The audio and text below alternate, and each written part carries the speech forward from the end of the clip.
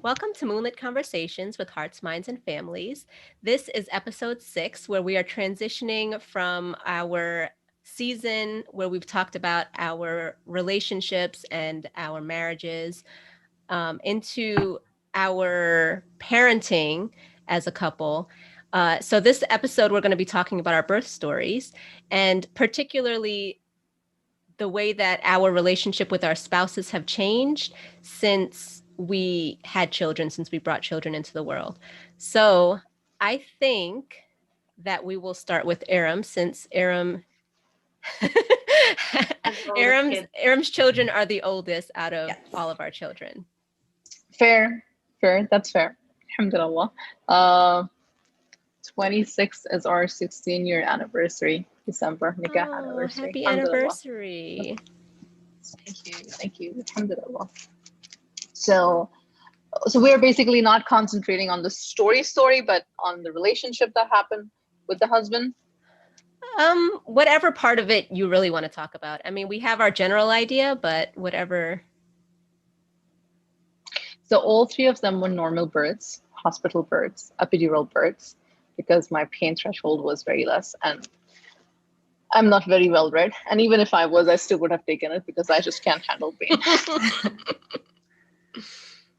Shameless about that. And pregnancies have always been very good, mashallah tabarakallah. Like, I mean, I think I was the happiest in my marriage when I was pregnant because they were so good. Yeah, healthy and happy and everything. Delivery was okay. I don't know. Maybe I'll add something when I hear you people. Not starting off.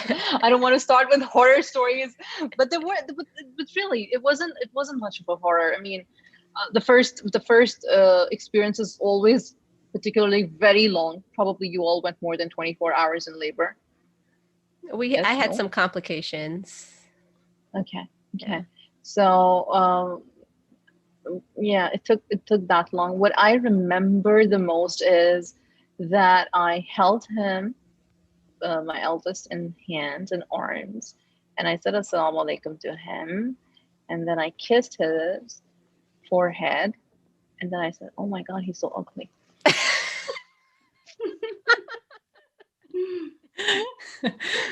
And my husband has never ever forgiven me for that. It's like, so How many years after did you like have him? Like after your marriage? Oh, like in the first year. Yeah, I was pregnant by my first anniversary, so yeah, pretty quickly. Like after 6 months of our marriage, I was expecting. So my mother-in-law was like, within the first month, she was like, "Why aren't you expecting?" I was like, "What's it?"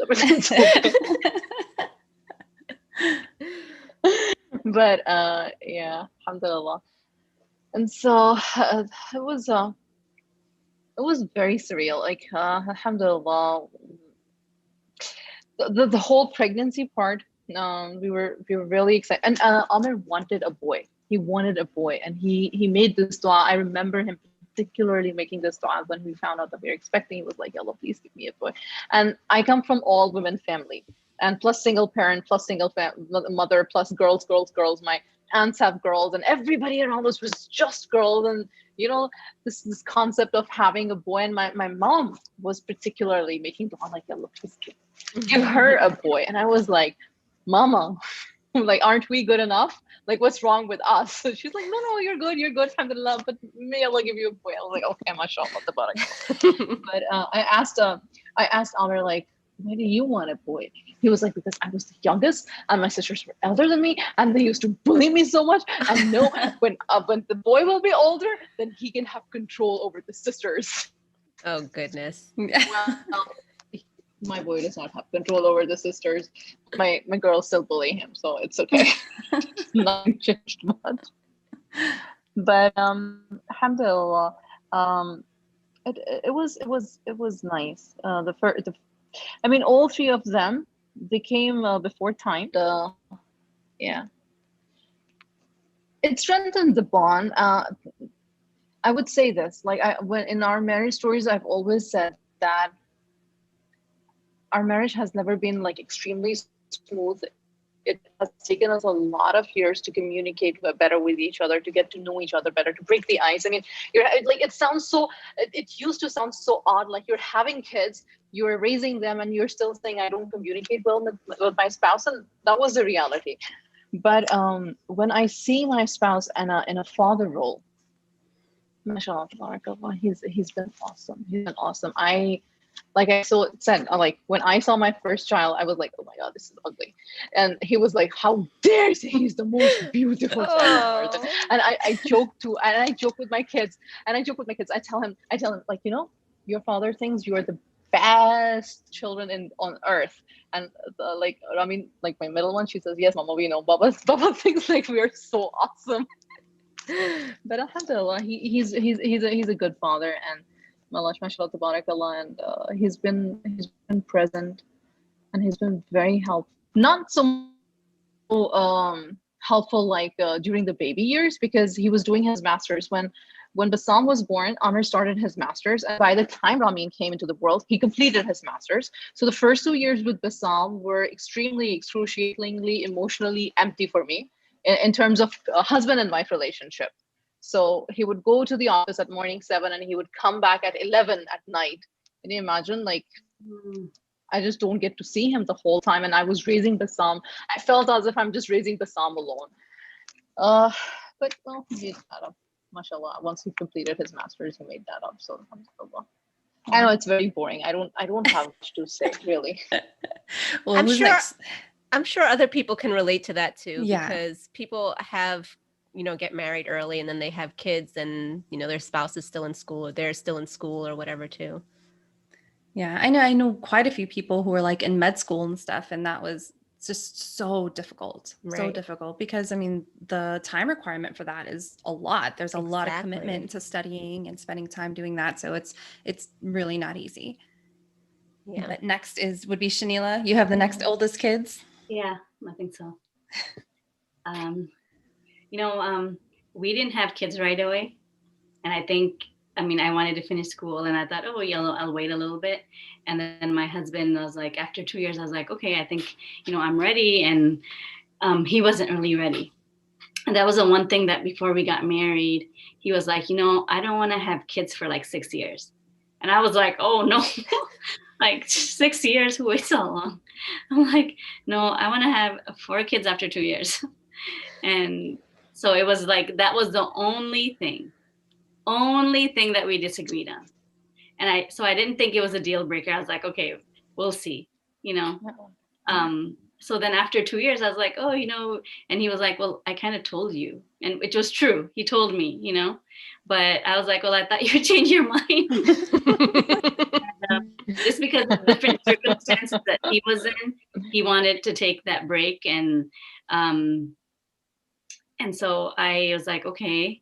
And then we kind of took a break. And then when we tried to, it was not like, I was like, what's wrong? And since I worked at a healthcare facility, my mom was like, why don't you just get checked, just to make sure. And so I did, and there was like nothing wrong. And I guess the doctor was like, well, maybe it's just, when it's time, it'll be time. And she was like, do you want to do like, you can, like, I know infertility treatments, it's really expensive. But for me, it was like free. So I was like, sure, I don't mind having twins. So I took that, and it still didn't work. It was just like, okay, well, let's take a break. So after I took a break, then that's when I just, then I got pregnant. And that was basically after 6 years of our marriage. I think by the time he was born, it was like, we've been married for 7 years. And I guess Allah knows exactly when is the best time for each couple. And, people who got married after me, they all had kids. We were like the only ones, so it just was kind of weird. Like for other people, I think they felt kind of like, okay, we don't want to ask anything. And in our culture, that's like unheard of, like really 6 years, like you would think that something is wrong. Yeah. But my mama was the only one who was like, why are you in such a hurry? Like, just enjoy your life, enjoy this. So like we did. I mean, I know that people work and have kids, but when you don't have kids and you're working full time, like you don't have that other responsibility when you come home. You can just actually come home and unwind. Right. So it was just, I guess the timing was perfect at that time. So it was nice to just be able to get whatever I wanted. And I remember just going all out. And we were both just like, oh, let's research everything. And, like we're like prepared. And of course, nothing really prepares you for that. But I remember he came with me to like all the classes that they have at the hospital. So we took all those classes. And I even started going to the breastfeeding support group before I had kids. Wow. That's so smart though. That is. So like I started, it was just close to me. I'm like, oh, I'm going to go. I went to the breastfeeding class, and then there was another support group close to my house. I'm like, I'll just start going just to see. And there were other people who were pregnant actually. They just wanted to kind of get a feel of how it's going to be. And I thought that, I should just get to know the lactation consultant. So in case I have issues, I have that, so that was great because I did have issues and they did come over. And so they helped me a lot. They even said, okay, which pediatricians are good, which aren't in my area. So that really helped. But I think the biggest thing was me and my husband were sitting at one of our friends, and she has this Lamaze magazine, and I open it up and it shows like the phases of labor, and it's like after you're 10 centimeter, then you push. And I was like, what? I didn't even know this. I'm like, oh my God, like I'm gonna have a baby in like a couple of months and I don't even know this. So then I was like, we have to take this class. And so we did, and just I did a lot of research, but there's always something that your doctor says and you're like, okay, and then later on you have issues, which is like, man, I should have stood up for myself more. Like, we have that, but that was a great learning experience. So I know there were some things where it was like, after couples have, after you have a baby, then you spend less time with each other or you're less intimate and things like that. And I was like, oh yeah, that's not going to be us though. We're going to be different. And then you just fall into that same trap and you're just like, yeah, we're just like any other couple. Yeah. But I think that's a really good tip for people who are listening, because I definitely didn't do that and go looking for classes or lactation specialists. And I had issues with all of those things, and it would have been really helpful to have that information beforehand. And the moms group that I went to, they talked about pregnancy, labor, delivery. So as I'm going, like I started going before I was pregnant, I kept going every month until like until I have all my kids. So they're all 2 years apart. So I consistently went through all of my kids. I think I stopped. Do you have people around you who like encourage you to go to classes and stuff? Like your parents, for example? Nobody around me. I think it was just that where I worked at a healthcare place, and in my in the hospital they had information. So they said that, oh, we offer these kinds of classes. So I was like, okay, let's go to it. I guess it was just like I was so excited. And I remember somebody asking me like, gosh, you're so excited. And I was like, did you make dua for your kids? Did you like wake up for tahajjud day after day? I mean, and cry and beg Allah to have a baby? And they're like, no, it just kind of happened. I was like, well, I did. That's why I'm so excited. Yeah. Because I was just thinking about like how people around me would like scoff at the idea of you're going to have a baby. Everybody has a baby. What do you need classes for? That was like the attitude I got most of the time. So it didn't even cross my mind to read a book, to go to a class, anything. I was so unprepared. I remember asking somebody once, I was having issues and I already had support. So then that group became, and it was not a Muslim group. So it was a non-Muslim group, and it was like, it's Lalecheli. So I would go there, and every month, different moms would come, or like some moms would come and they would be the same mom. So we're just sitting there, and I found that was my support group. Yeah. So if I did say anything to like family and stuff, they would be like, I know that most people in my family did nurse. So I was like, oh, I was having a lot of issues, or I'm having a lot of issues. And they'd be like, what's wrong with you? Right. And I was like, okay, I'm glad I have support somewhere else, because that would have made me feel like, a failure. Right. So I think just then that's when they encouraged me to like, they would tell me different things. And I was like, I've never heard this before, you know, and even this like respectful parenting. I remember going to a non-Muslim play group and I saw a mom and her child interacting and I was like, wow, this reminds me of the Sunnah. And I'm like, and I never seen this before, you know, because we were just so different culturally. But you know, my husband was like, okay, maybe after maybe one more. And so before it just then the others just came. And it was like every 2 years, but you know, that wasn't planned totally. So it was just a real gift from Allah, and it was really hard. Like those years when they were all little, it was really hard. It was really survival mode. And I think my husband, he tried to help, but I noticed that the way I parent or the things that I wanted to do with the kids, it was really different from what he grew up with, what he knew. So we did have issues in the marriage, in our communication, because of what I wanted the kids to do, or like how I'm talking to the two-year-old. Like I want to be like a peaceful parent. And he's kind of like, not, he's just looking at the behavior.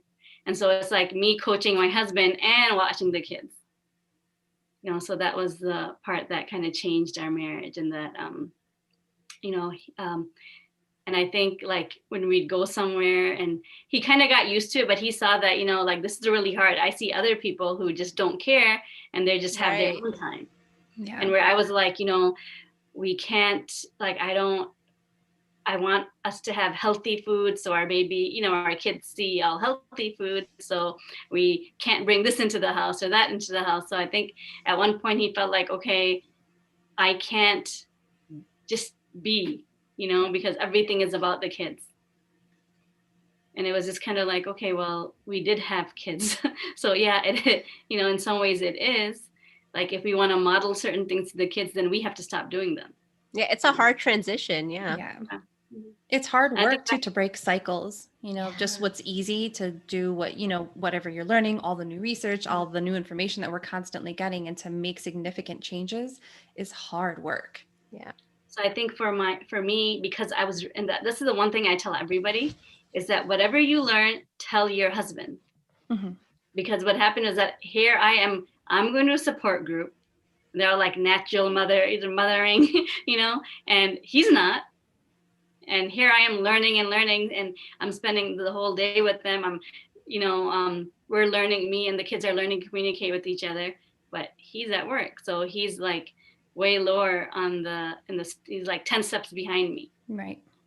So if I could go back, that's what I would do, is that just whatever I'm learning, tell him.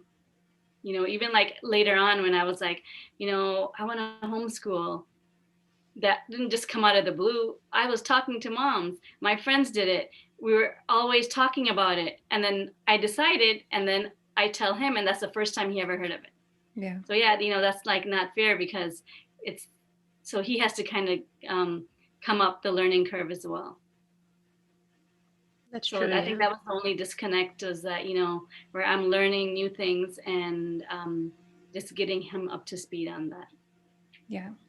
Because it's a lot of work to learn new things, and a lot of brain power goes into changing and formulating a plan of how you want to change. And then you're already using a lot of brain power and body power on raising children. And then you have to also communicate that to the spouse who hasn't been home all day because they've been working. But it is very important. Yeah. But one thing I thought that my husband would just be like, okay, do whatever, you know, you're at home. And a lot of husbands are like that, where they'll just be like, okay, you're whatever you want to do, you know. And my husband was like, no, I want to have a say in it. Right. I want to be involved. And I was just like, oh, okay, I didn't know. I didn't know that. So he was like, let's make joint decisions instead of you making a decision and then trying to convince me. But yeah, it's just, I think it's a transition, but in the beginning it's hard, but when you kind of get into that rhythm, then you can just flow and go with the flow.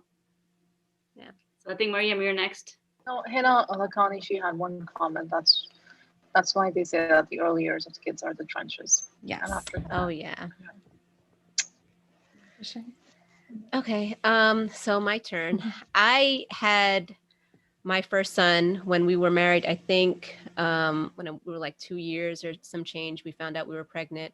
We actually found out my older brother had his wife was pregnant, and then the baby came really early at like 24 weeks. And she had to have emergency C-section, and the baby was in the NICU for a few days, and then the baby died. And then during the janaza time, like I remember just being like super nauseous, like the morning of the janaza, super nauseous. And I just thought it was like stress from everything that was happening, because everybody was so excited. It was the first grandbaby, and everybody was really excited. And then I ended up taking a pregnancy test, and I found out I was pregnant. And then everybody was like really worried. What did my sister-in-law think? But she was like the first person that like I literally shoved the pea stick in her face and was like, look at this. Look at this. So anyway, so I had my first son. We had some complications during the delivery part itself, but even though I'm a nurse and I went through like labor and delivery clinicals and stuff like that, I still was not prepared at all for having a child and just the delivery process itself. I did like the birthing class and I read like some books and stuff, but I was not prepared at all. I wish that I had like a doula or somebody there to guide me, because from my friend circle, I was the first one to get married, and then I was the first one to have kids. And I had like nobody there. And then I'm not an extrovert. I'm not gonna like go out there and like find other people. That's just weird to me. Guys are lucky I'm talking to you now. Thank But you. I just felt very unprepared. And then I ended up having this rash during like the later part of my pregnancy, which is kind of an uncommon rash. It's called a pups rash. In case anybody out there in YouTube land has this, then you're like, oh, I'm not alone. It basically was like a rash on, not on my face, but everywhere else, was just like, and it was so bad, nothing that you could do would stop the itching. And so it was just like the last few months were just like really torturous. And so then they said that it was fine. It was just something that I had to deal with. And then I went in for like one of my checkups. It was after our due date, because he was born after the due date. And they said there was like protein in the urine. So they needed me to go in. And I wish that I had somebody there to just be like, oh, yeah, I've seen this before. We don't need to rush everything. Like everything doesn't have to be like right now, right now. But that's really how it felt, because they were like, oh, we don't want anything to happen. We need to get you delivering. And then they gave me like Pitocin, and then the Pitocin makes your contractions like really, really strong. And then my husband was like sleeping on the little thing there, and I'm like dying in pain. And I'm like, you need to get up because this is hurting me and you need to be awake for this. And then I ended up getting the epidural, and it was just crazy. I remember when were giving me the epidural, I was like hunched over the nurse. And this is way more detailed than both of you gave, but I'm going to give it anyway. I'm like hunched over the nurse, and I'm like hugging her because she's trying to steady me. You're a nurse, so it's good coming from you. Won't tell you guys pee and poop stuff. Don't worry. So I'm like hunched over, and like the anesthesiologist, the main thing that I was just like, don't have a student working on me. Like they can check me. I don't care who checks me. My privacy is nothing right now, but I don't want anybody like physically doing anything invasive on me. So the anesthesiologist is putting the little tube in my back, and then my water breaks, and I'm like, I don't know what's happening. So I was like, I'm so sorry. I just like yelled it really loud, and I'm so sorry. She's like, it's okay. I was like, all right. And then I just like labored for a while. And then after a while, there were some issues with like the baby's heart rate and stuff. And they ended up doing emergency C-section.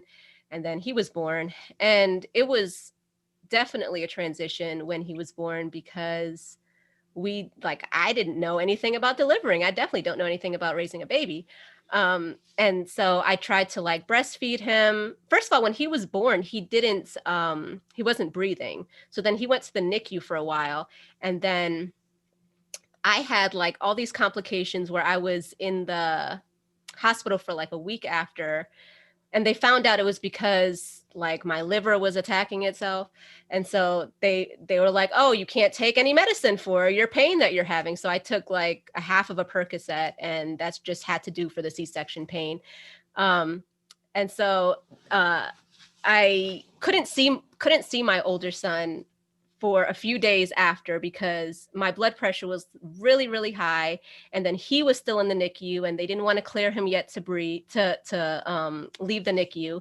So I couldn't do anything. And so I had to like beg this really, really nice Filipino nurse. I was like, please, like I gave birth to this child and I haven't seen him. And my husband has a picture of the first time that I actually saw him, like when they wheeled me out of the theater, and they were going to the room, and I was like, please, I need to see my son. And so there's a picture of me like on the gurney, just like this, looking up over across the NICU at him, like all the way on the other side. So then like after 2 days, like I begged the nurse, I was like, please let me go. And so she's like, you have 15 minutes. I will take you over there. You cannot be off this floor for more than 15 minutes. And so she like wheeled me over there, and my mother-in-law was already holding my son. And I was like, this is not okay. Who cleared this? Who cleared this? And she was like taking pictures. I was like, you need to delete those pictures.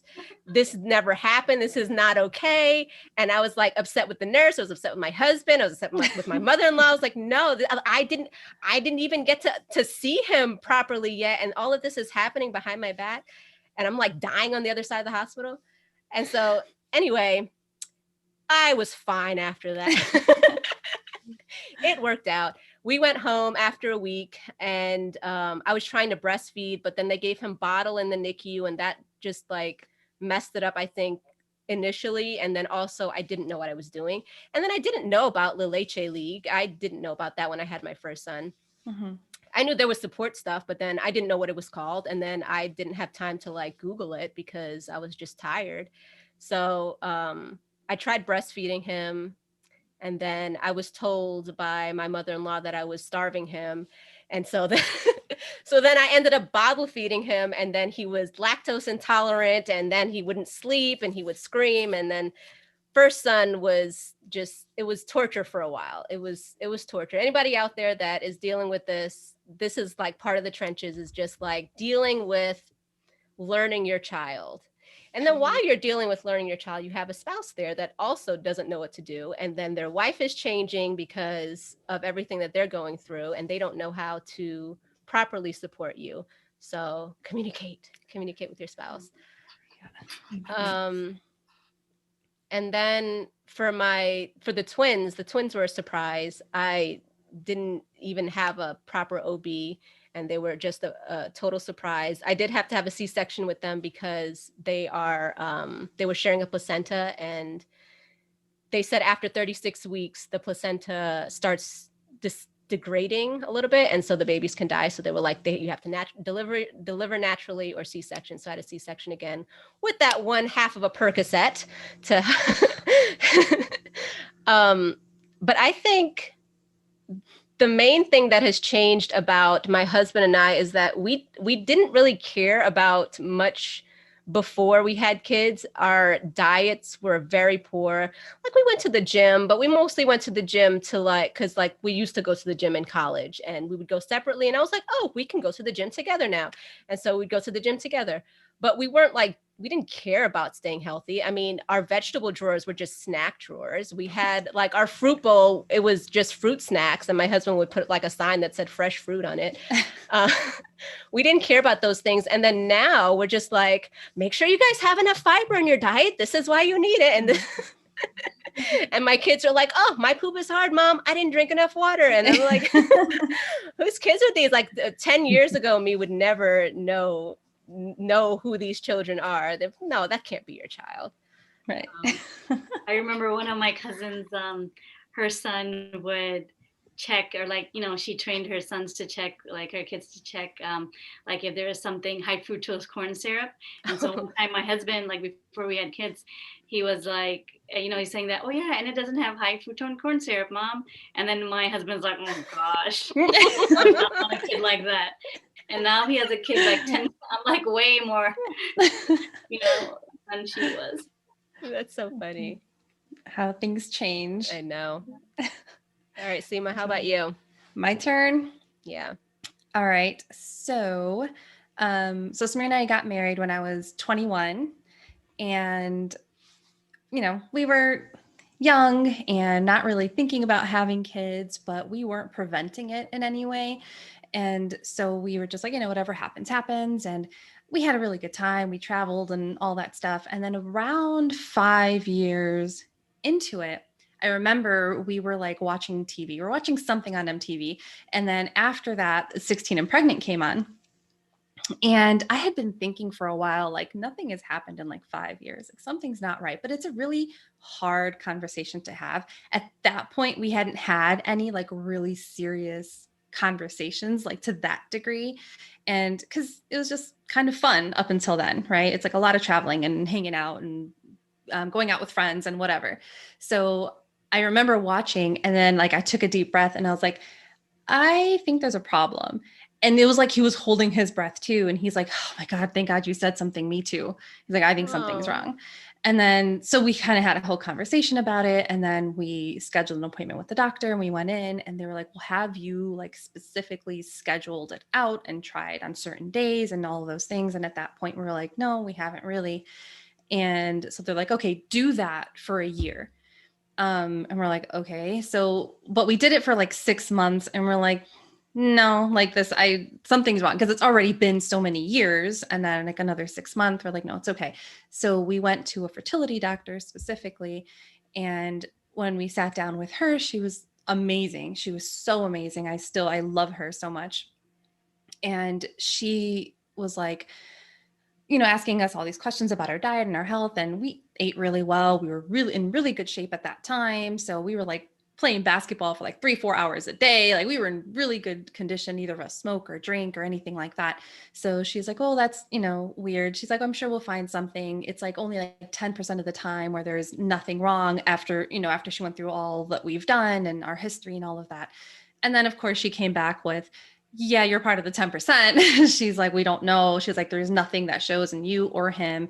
And she's like, so like, there's a few different methods you can do for fertility treatments, but she's like, for you, IVF would be the best option. She's like, everything else seems like it might be a waste of money because there's less invasive procedures, like artificial insemination and stuff like that. They're a little less complicated, but she's like, according to what we're looking at, she's like, they're cheaper, but it would just be a waste of money because it's probably not going to be very effective for you guys. So then we had to look at the fact that it was $15,000 plus $2,000 for the medicine, plus it ended up being another $2,000 because we ran out of medication. We needed to keep going. Oh my God. So luckily, I mean, we were young. We didn't have barely any savings at all, but we have really supportive parents. We had called them. We figured it out.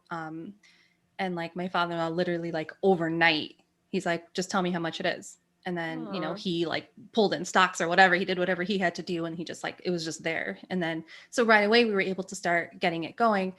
And the process itself is awful. Like it's so awful because first of all, they like pump you with hormones. They like just really, really pump you up with hormones. And then they're doing blood work every couple of days. And I had to take 3 shots a day for a month. So like 100 shots in a month, plus getting blood work done every few days. And they're like constantly monitoring your hormones. And it took a toll. It was really difficult. I was crying all the time because boosting hormones and then all this stuff going on. And I was working at the time. So there's just a lot happening. And also like I would cry because it hurt so much because there's one shot that you have to take like in the upper like butt cheek area. And it's like a really long needle and you have to poke. And when you poke, you have to like stab it in. I can't do it myself because of the angle. So I had to have my husband do it.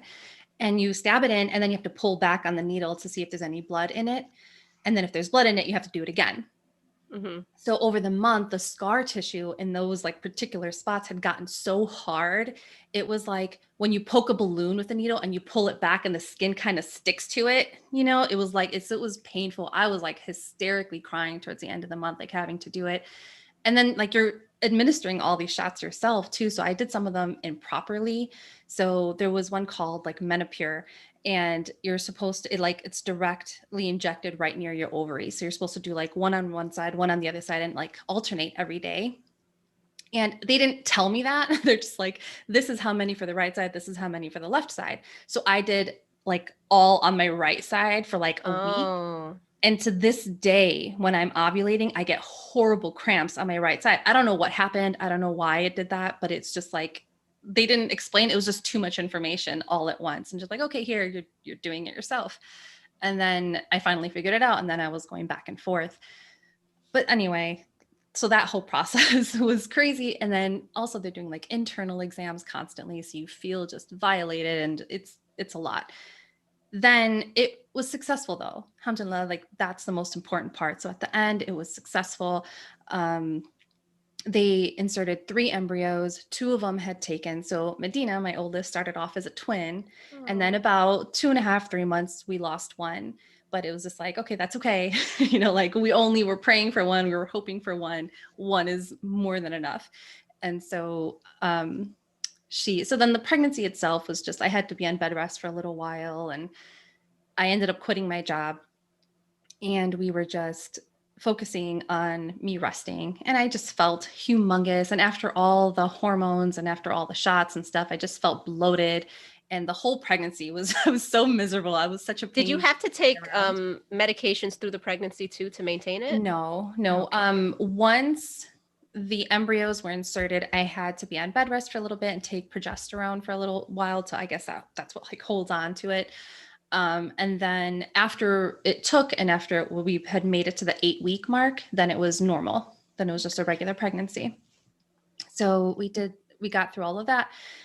The pregnancy itself was awful and miserable. I was just constantly eating, and then I felt terrible for eating all the time. It was a whole thing. But then luckily the delivery wasn't too bad. She was a week late.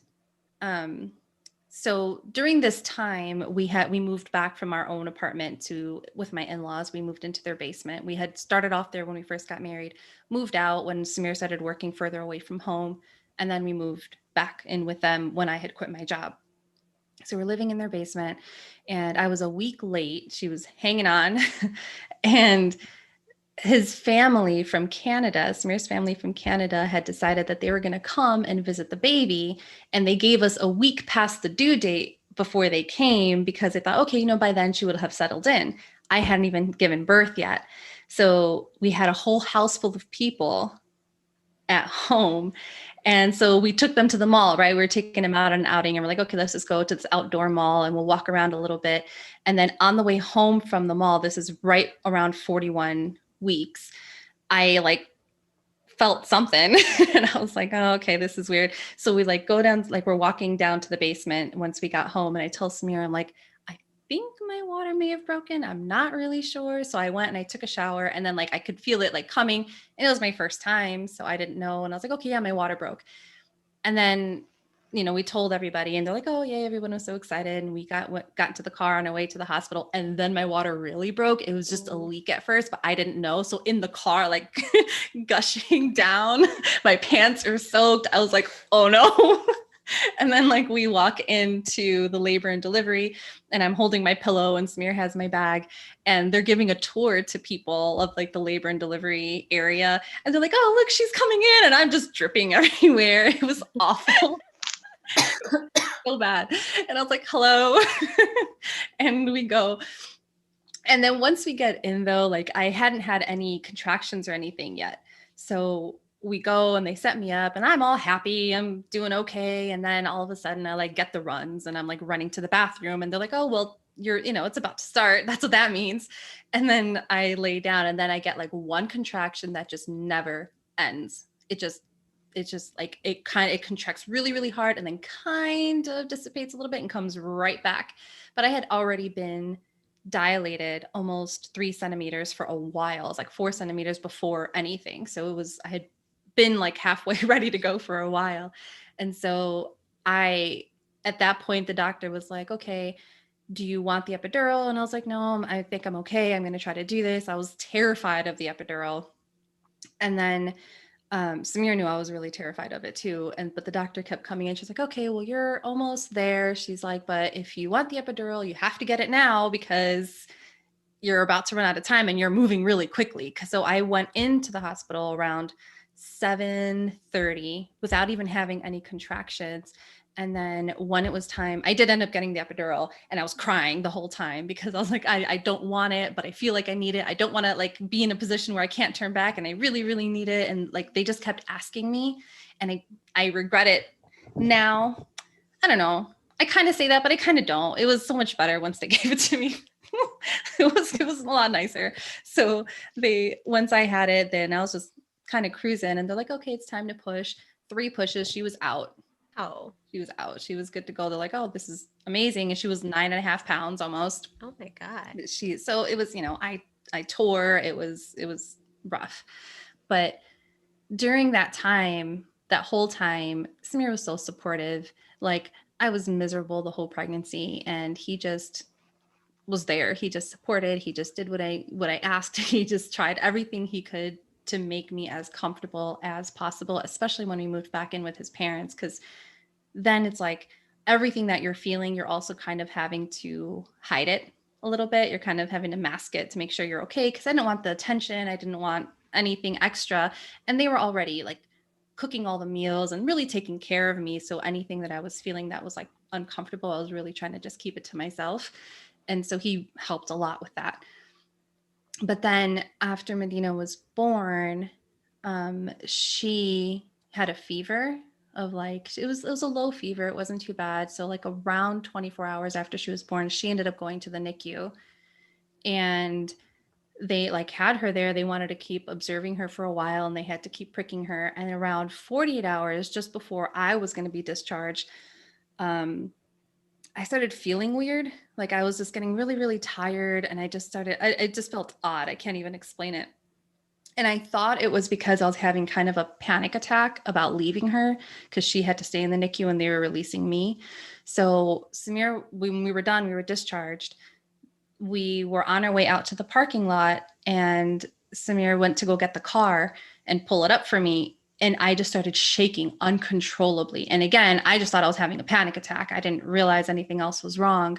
So on the way home, I also started sweating, and I was having a hard time breathing, and he didn't know what to do. And still, I thought I was having a panic attack. And I was like, I don't really want to go home to a full house like this. I just don't want to go home. So he actually took me to a hotel, and he was like, that's fine. We won't go home then. We're not going to go home. We're just going to, wherever you need to go, that's where we're going to go.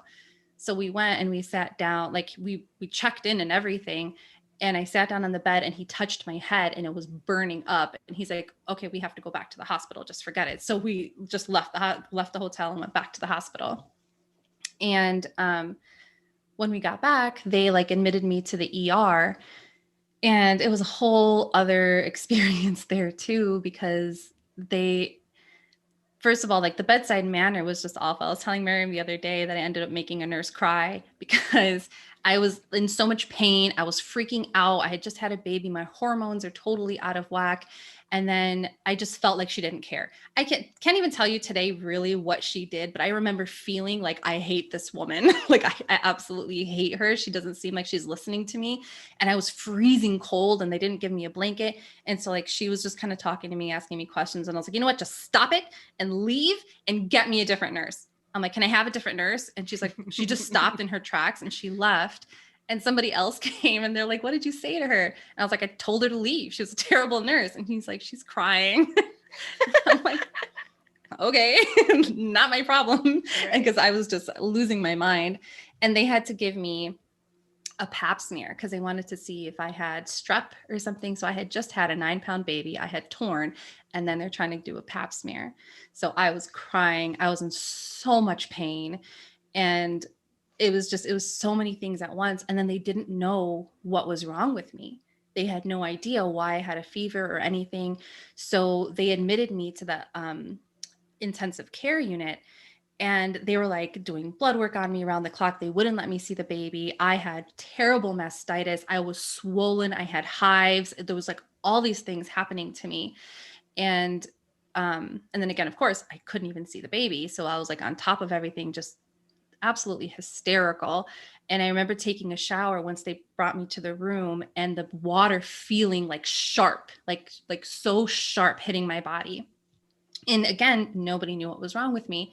So for days I was swollen. If you'd like touch me, my skin would turn white and I was itchy and I was in pain. And so like people had to wear masks to come see me at that time. It was really like a scary time. They thought I had MRSA at one point, which is like an infectious disease.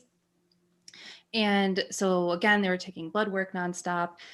And then poor Samir, throughout all of this, I was like, I need somebody to go be with her. Like, I need someone to feed her, to be with her. I couldn't even like nurse her at this point anymore. So I had to just pump and dump because they wouldn't let her, they didn't know what was wrong with me. They didn't want me to pass anything along to her.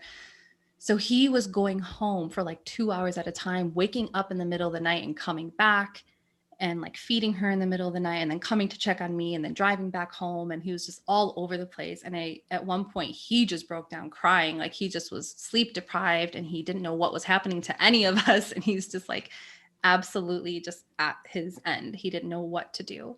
So when I saw him crying too, I was like, okay, like one of us has to keep it together, so it was just like, I was kind of consoling him at that point. I'm like, hey, it's okay. It'll be okay. And then he got himself together too. And he's like, yeah, it's fine. But he was on the phone with his parents, like just crying to them. Like, I just want them all to come home. I don't know what's happening. And so Medina ended up being fine, but similar to Mariam, people kept sending me pictures of them coming to visit her. And I was infuriated. Like they kept sending me pictures like, oh, it's so cute. Like, like my mother-in-law or my sister-in-law or whatever, they were like holding her and they were doing it to be kind. And now looking back, I'm so glad that she had that interaction. But at that time I was infuriated. I can't see her. I can't touch her. I can't do anything. And all these people are coming and holding and cuddling her and taking these pictures. Like, what? No, that's not fair. It was awful. But again, she needed that because I remember going to visit her from outside and from the window, just looking at her, just like stare up into space, like she had nobody next to her. And that was so depressing to me. I couldn't even like handle it. So before they had found out what was wrong with me, I had like steroid drips, antibiotic drips. They were literally just giving me everything. Like, hopefully something will kill off what's happening to this girl.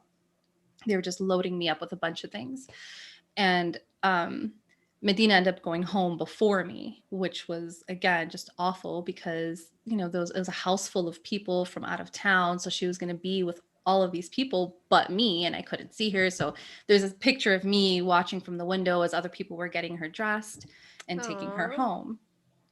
And it was so much. But that 2 days after she went home, in the middle of the night, I missed my ibuprofen dose. They were giving me ibuprofen around the clock, or Motrin, whatever. And I had missed my dose. So I woke up, it was like, I remember 4:00 in the morning and feeling great. My swelling was gone. I was feeling really, really good. I was like, yeah, whatever it is, the medicine's working and stuff. And then the nurse came in. She's like, hey, you were sleeping. She's like, so you missed your Motrin. Do you want it now? I'm like, yeah, sure, I'll take it. And she gave it to me. And within 20 minutes, I felt tingling in my skin again. And I felt something happening. And I was like, so I started Googling my own. I'm like, what is a severe allergic reaction to ibuprofen? And that's exactly what it said. It said fever, hives, shaking, and it kicks in around 48 hours of consistent doses. Because that's, I guess, when it builds up in your system. So it says around 48 hours is when you might be able to see symptoms. And I thought about it. I was like, never in my life have I ever taken ibuprofen around the clock for 2 whole days. That's never happened before. So that's why I didn't realize. And so I told the nurse, and they're like, no, that's not likely. I told the doctor, they're like, no, probably not. So they kept offering me Motrin. I'm like, no, I don't want it. I've diagnosed myself. Right, yeah. I've decided I'm allergic to Motrin. I'm not taking it. And they're like, okay, fine, I guess if that's what you think. And then I ended up going home the day after. And they put it down as, oh, we didn't know what was wrong with her. It's a mystery. It's still a mystery to them. But I had decided I was allergic. So now even still, I can't take it for more than a couple of doses. So that's the birth story itself of Medina. And then like after that, even with just like breastfeeding and stuff, I had postpartum depression, which at the time I didn't know. But of course, with all of that was going on, and then coming home to a house full of people, like when I got home, everybody else was holding her like, oh, look, your mommy's home, like introducing her to me. And I'm just boiling. Like I can't deal, and they're handing her to me and they're like, okay, you sit here with her and we'll take your picture, and like kind of telling me what to do. And I was like, just leave me alone. Like, I want to take her and go run and hide in the bedroom. That's what I want to do. I want nobody to see me for days. And that's kind of what I did. Like after, like, I just took her and I hid in the room and I was like, I don't want anybody to see me or talk to me. It's just going to be me and her for days. And I didn't end up being able to breastfeed her for very long because I overproduce, which some people think like sounds like a wonderful, wonderful thing, but it was very painful. I kept getting fevers. My chest itself was bright red and hard as rocks. And then, well-meaning people, and I didn't know anything about it. People were like, oh, put heating pads on. And that made it worse, where I felt like I was going God. to explode. Like I was going to explode. And then of course she couldn't nurse because I was so engorged that she just could not nurse on me. So, I mean, I was crying all the time. I was mad at her. I kept telling Samir, like, I want to be a good mother. She's not letting me be a good mother. So there was a lot happening at that time. And through it all, he was amazing. He was just so supportive. And then the other two were not quite as eventful, but. Did you have any trouble conceiving the other two? Maya was a surprise, actually. So we actually had moved to Baltimore for a little bit. We were looking at business opportunities out there. So we had gotten like a month-to-month apartment as we looked at the opportunities. And 1 month, no, actually like 3 weeks after we drove out there, we had to fly back to Chicago for Samir's cousin's wedding. So we were just very busy. I didn't really think about anything. And then when we got back to Baltimore, I had made like these honey garlic chicken wings one day for dinner, and then I had left the sauce out, and the next morning I woke up and the smell made me really nauseous. And I was like, that's weird. Like, that's odd. And then that night we went to the grocery store. And so I just walked by. I'm like, hey, I'm just going to grab a pregnancy test. And somebody was like, what? I'm like, I don't know. Like, I felt weird this morning. I'm sure it's nothing. I just want to check. And then we get back and I'm peeing on the stick and I'm not even done peeing. And it's like, yes, pregnant. Like, you are very pregnant. And I was like, oh, okay. And at the time I was like shocked. I was crying because I was like, I didn't want to be pregnant again so soon because I had such a bad experience. But now I have my Maya, who's just the sweetest, mashallah. So, everything works out the way it's supposed to work out. That was a beautiful story, really. Thank you. And that, I just, while you're telling me, it made me so mad because it's not us who fail our babies. It's the system who fails us. Yeah. And for 5 years, every month, when I went to my support group where there are lactation consultants, there are nurses, there are doctors who would come.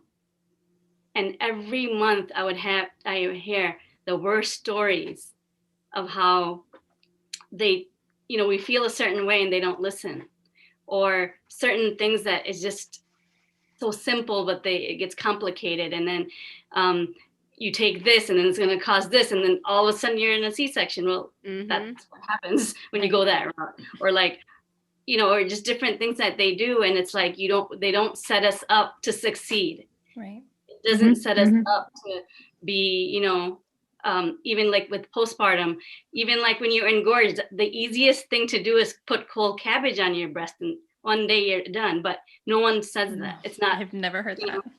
Yeah. So like that's like my go-to for that. Like everybody who, calls or whatever, we tell them that, oh yeah, just put cold cabbage on. Oh, okay.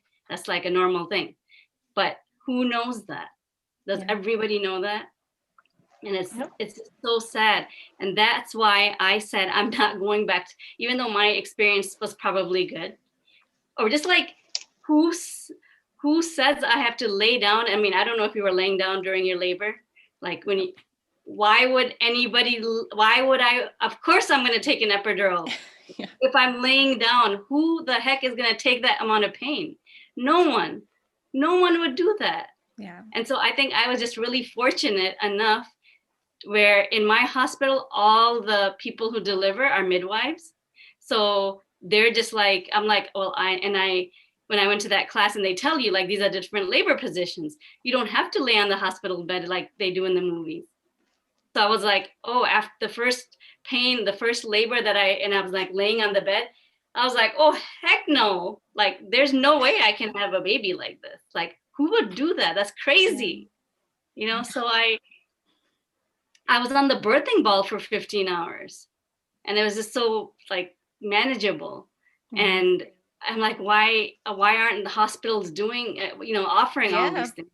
My hospital was like, oh, you can walk around, you can take a bath, you can sit on this special kind of potty thing, you can have a birthing ball, whatever you want, or like, okay, you're getting close to transition, so let's have you on your fours, and so I was really fortunate to have that experience, but I know so many don't, and it's a torture. Like I remember, so for my second, I went to birth center for my second baby.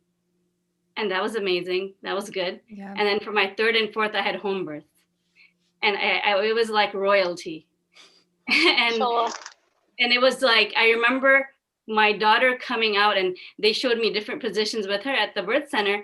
I still remember my daughter's, I'm pushing and it's my husband, so basically it's like my husband was standing behind me and I kind of squat. As I'm feeling the pain, then you just squat. And I remember my daughter coming out and I'm smiling and thinking like, wow, this feels amazing. I could do this like 10 times. I would never have been able to do that at the hospital. Right. So like right after that, like as she's crowning and she's just slipping out, then they kind of put me on the side on the bed. So then she can come out, they put you on and it's just like no pressure, nothing, no one's, running around, poking her, anything. Right. That was another part of it. Yeah. And it's so unfortunate that so many women cannot experience that. Yeah. And it's really the system and not us because they don't set us up to succeed. And I went to one of the better hospitals in the state. It was a good hospital. It was just, I was talking to my cousin about it earlier today and she's like, it's just baby factories. Like they're just trying to get you out. Whatever's going to be fastest is just, another payday. Just kidding. And those bigger hospitals also do way more C-sections than regular smaller hospitals or like birthing centers and stuff would even see. And so it's just so normal for them to it is a baby factory. I mean, they just cut you open and the doctors, they schedule it around whatever events they have in their day and they move on. Have you seen that movie, The Business of Being Born? Yeah. My cousin was telling me about it. I haven't seen it. I do want to watch it though. Yep. Even there's a book, it's called The Business of Breastfeeding and how it's such a bit like the business of the formula industry and how they like even posters that you see of them nursing, a mother nursing a baby, and they're saying mother's milk is best. But the whole thing about breastfeeding is the position. That's the number one thing that matters. But the position, they made it on purpose like this. If you really breastfeed, if you look at the poster, oh, that's how you're supposed to do it, and you do it like that, you can't.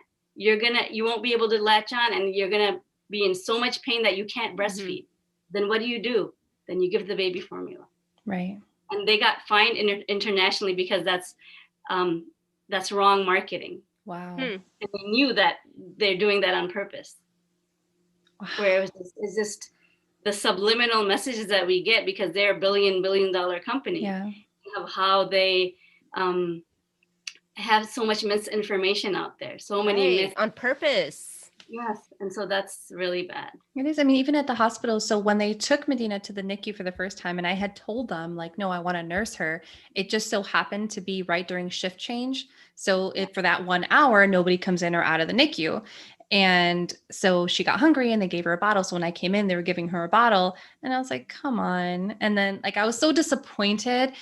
And then they just talked me into like, oh, it's not a big deal. It's fine. It's okay. And then I had to pump and dump and they were, she was on bottles around the clock. So then it was so discouraging. I was like, all right, well, I guess it doesn't matter. Yeah. I went through something similar with the twins because it was so hard to breastfeed two babies at once. And then I was already having trouble breastfeeding them while I was in the hospital. And they took them. I was like, okay, can you guys take them for like an hour so that I can sleep and I don't have to worry about like nobody else was there with me. I don't have to worry about anything happening. I can just, rest for an hour. And then they brought them back and they were like, oh yeah, we checked their blood sugars and Hussein's blood sugar was a little low. And I was like, well, what was it? And it was like 2 points lower than what their regular levels were supposed to be. And I'm like, well, why didn't you bring him to me? Because they just gave him a bottle. Like, why didn't you just bring him to me? I literally had him here an hour ago. Why couldn't you just bring him? Yeah. But it is really ridiculous that they don't set it up. And it's not even just delivery and postpartum and stuff like that. It's the entire healthcare system that they are not, the patient education is not there. And the system itself focuses a lot on making money. And the way that they make money is through charting and through documentation. And so then most of the shift is just like the doctors documenting things and the nurses documenting things. And if I hand this paper to you, then I can document patient education. And it's stupid because it's not helping anybody. It's making everybody's, I don't know, it's not helping anybody through their problem at all. Right. Right. I had actually in my hospital. So after I had my first son, then I actually did some independent consulting. And so one of them was for this area, I put together professional education. So people would, when you have to get your CUs or CI, what is that called? Continuing education. Mm-hmm. So we brought in like lactation professionals, people to do with like labor delivery and how to make that process better. So I would set up these seminars and I would actually go and listen to them and like how different procedures need to come in. And like, so I think at least maybe like less than 10 years ago, they have this certification program where hospitals can become a certified baby friendly hospital where they can't give formula. Where they actually have to get consent and they have to actually, so it's kind of like locked away and it's only for emergencies. And so not all hospitals are like that. So you have to become certified baby friendly hospital. But who knows that? Who's going to be like, oh, I want to make sure that this hospital is baby friendly and this one isn't. And so, and I also started going to these just labor delivery kind of just seminars and things like that. And I learned so much about just everything to do with babies. So that's why I was like, okay, there's no way I can go to the hospital. Like, I don't feel like I'm safe there. Yeah. And, with my midwife, they could look at me and they could tell. Like, I never had my midwife check me to see how much I'm dilated. She was like, why do you want what? You're going to know. Yeah. She's like, why would I check you? And she could look at me and she could tell me how many centimeters I was. Just because of my facial expression, she can tell me like, okay, when it's time, you're going to know. You're going to know when it's transition. So the way I was acting, she could tell. Yeah. And it was crazy because with my fourth, I remember after having him, then they put the baby on me. And after like doing skin to skin, they were like, okay, let me get you in the shower and like help you. And, you'd be like, I just had a baby, I don't know, like an hour ago. They put you in the shower. I remember after the shower, I'm outside. My sister-in-law's blow drying my hair. And I'm looking out the window as if nothing happened. Nothing happened. And I was just like, like I'm just like cheery. And I'm just like, oh, it's as if I didn't go through all of that. So the recovery was so fast. But for me, it was like the after labor pains. When that, I don't know if you guys ever had that. For each one, your uterus is contracting and getting back into the same size. So that was more painful for me than anything else. But with the midwife and like when I had the home births, I had a whole team there. I had doulas there. I had somebody massaging my back, massaging my neck. Someone putting essential oil on, someone bringing me tea. They're like, what do you want to eat? And I had like some snacks like dates and teas and stuff. So they're like making me teas, they're massaging my feet. I mean, I felt like, gosh, that sounds lovely. It does, right? And afterwards, like whatever I even had a tub there just in case with water if I wanted to go in. And then afterwards, like if you came into my house, you would think nothing happened. Like what happened here? Nothing. So they do all the laundry and then the midwife came back the next day to check on me and the baby. And it it was just really, really nice. Did insurance sounds cover so that lovely. stuff? No, no. How That was much? the thing. You know, How much did my it end up costing, if you don't mind Well, saying? it depends. I had a really, really good midwife. So it cost like about 5 grand. Oh, that's So, not bad. so, Oh. for the first one, I went like halfway because I came to her when I was already like 7, 8 months. Hmm. So then she just saw me for the last month. So I didn't have to pay for the whole thing. I think it was. But I mean, even 5 grand is not a lot, No. because I'm thinking, like, I had insurance for both of my deliveries, and it cost way more than that. Like, significantly, just from me being in the hospital was a lot of money. Yeah. I mean, I I ended up having to pay out of pocket almost $3,000. Yeah. Really?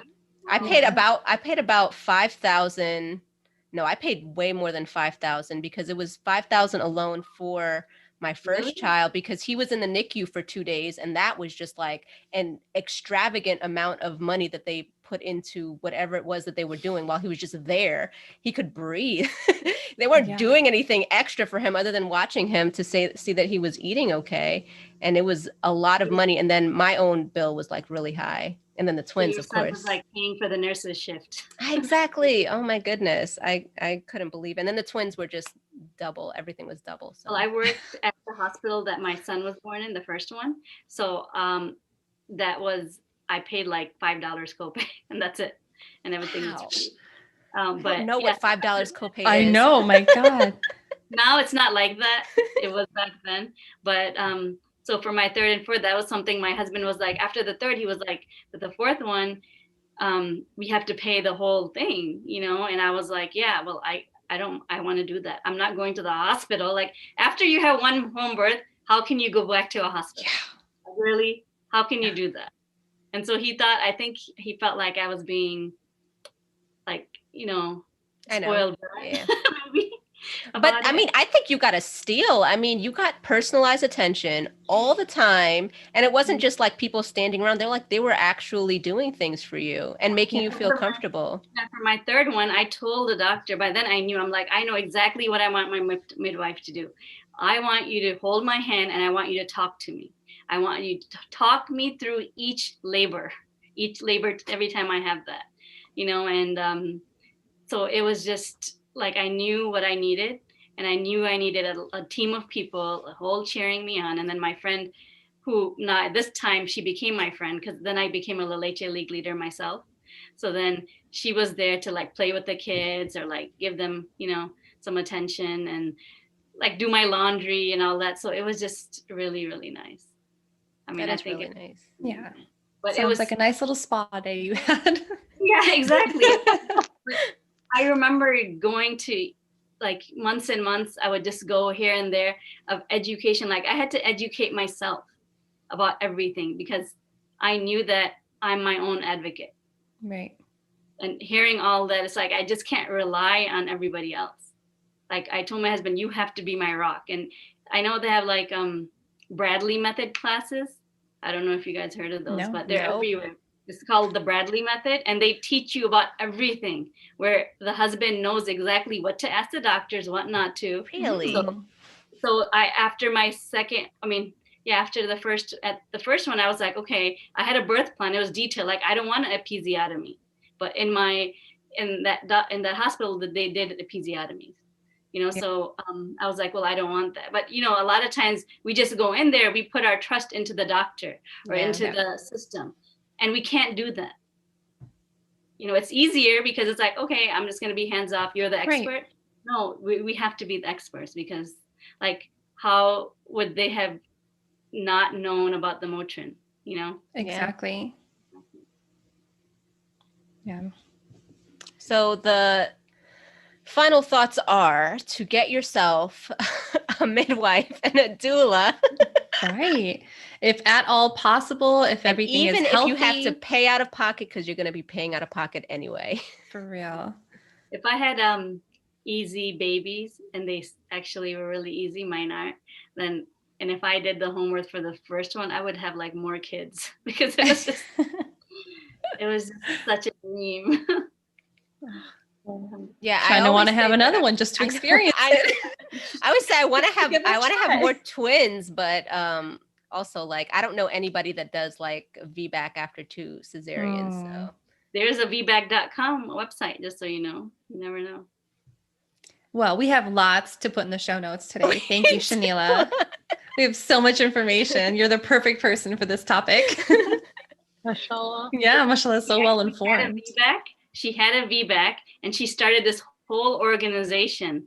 And just got so into it, where she would go into the National Health Institute workshops, and she started speaking there, and she just started talking in all these different That's where she needs to be, because there's so many doctors that are against VBAC. I couldn't find any doctors that were doing VBAC. Now the healthcare administration is actually trying to change that. They're supposed to do VBACs, but you know, it takes time. Yeah.